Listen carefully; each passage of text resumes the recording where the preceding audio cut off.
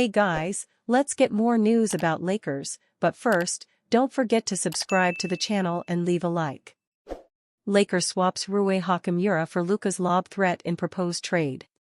It's no secret that the Los Angeles Lakers' biggest problem is their lack of big, evidently exposed in the first round against the Minnesota Timberwolves, who have seized a 3-1 series lead after a 116-113 win in Game 4 on Sunday.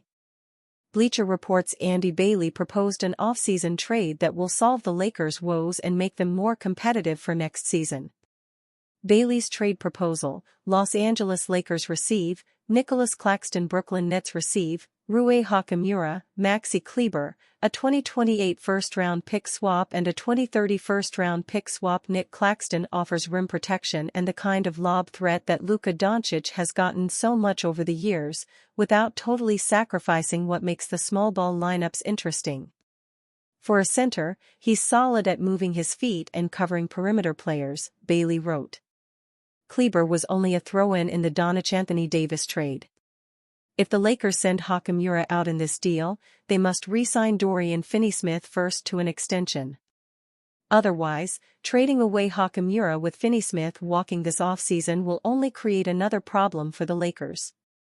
For the Brooklyn Nets, this gives a rebuilding team 2 expiring contracts that can be moved next season, but more importantly, it presents 2 shots at moving up in future drafts, Bailey wrote. It's hard to imagine the Nets will not ask for the Lakers' 2031 first-round pick, which they readily offered in the rescinded Mark Williams trade. Claxton's numbers may have dipped this season: 10.3 points, 7.4 rebounds, 2.2 assists and 1.4 blocks, as the Nets tanked for the draft lottery, but he has the potential to become one of the elite centers in the league in a better environment. The 6'11" rim-running center was at his best when he played alongside 2 future NBA Hall of Famers Kevin Durant and Kyrie Irving. In their final season together in 2022-23 in Brooklyn, Claxton averaged 12.6 points, 9.2 rebounds, and a career-high 2.5 blocks per game. He also shot a career-best 70.5% from the field, feasting on lobs from the Nets' former stars. Playing with Doncic, Austin Reeves, and presumably LeBron James, who has a player option for next season, will undoubtedly revitalize Claxton, who will feast inside with lobs coming from everywhere. After the Lakers lost Game 3, coach J.J. Redick made the blunt admission about their biggest weakness. "The fact is we don't have quote-unquote rim protection," Redick told reporters after the loss. "You give up blow-bys, we're gonna give up something. We're gonna give up a three-pointer or shot at the rim." Jackson Hayes is the Lakers' lone center on the roster. But he's only playing 7.5 minutes in the series. In the must-win Game 4, Hayes only saw 4 minutes as Redick went small ball for the entire second half. Redick's unprecedented decision to play LeBron James, Doncic, Austin Reeves, Hachimura, and Finney-Smith with no relief in the second half came back to haunt them. Los Angeles lost steam after entering the fourth quarter with a 10-point lead. Minnesota outscored them 32-19 in the fourth quarter, led by Anthony Edwards' 16 of his game-high 43 points. "I felt like they were gassed going down the stretch," Edwards told reporters. "So just trying to keep my foot on the pedal and keep going."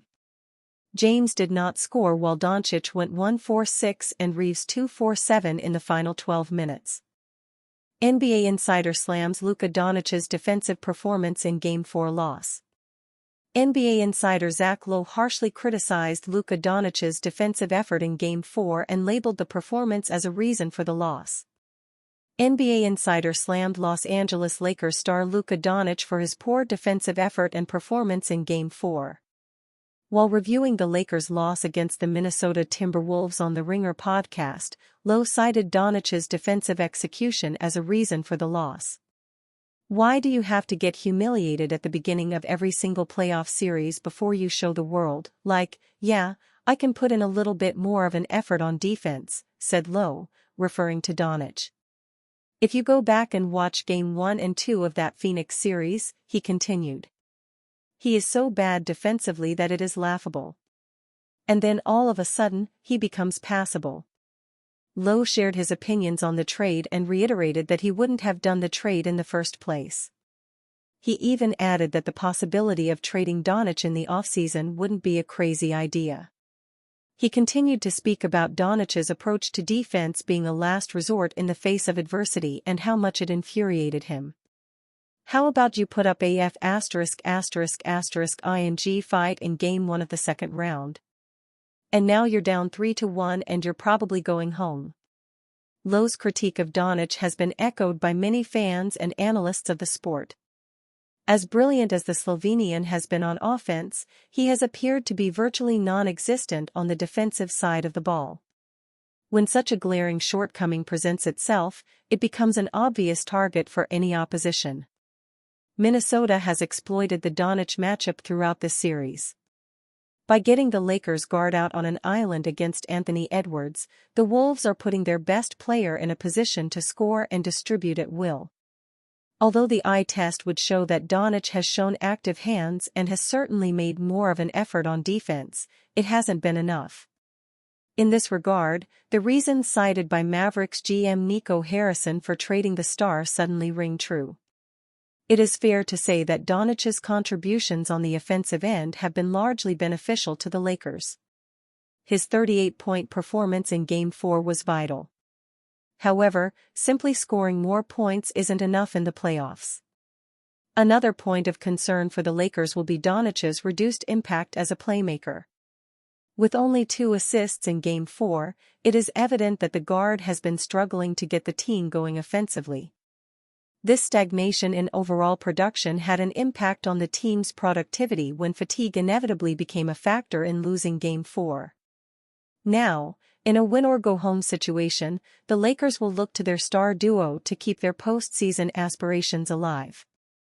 NBA trade rumors: Los Angeles Lakers could reel in $48 million Milwaukee Bucks star to support LeBron James and Luka Doncic in title push. The Los Angeles Lakers' lack of a reliable center has become a major weakness in their playoff series against the Minnesota Timberwolves. With Anthony Davis now in Dallas, the Lakers' thin frontcourt has been exposed, and a reunion with Milwaukee Bucks could be the solution this summer.